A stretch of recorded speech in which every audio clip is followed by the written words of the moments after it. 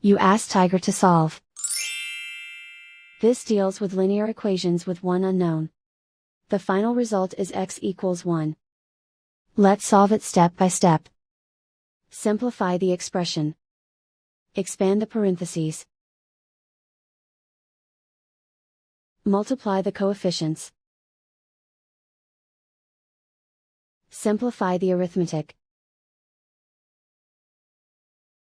Swap sides.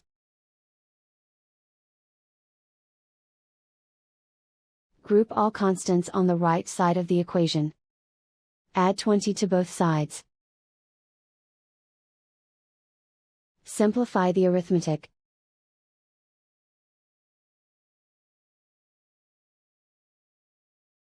Isolate the x. Divide both sides by 10. Simplify the fraction.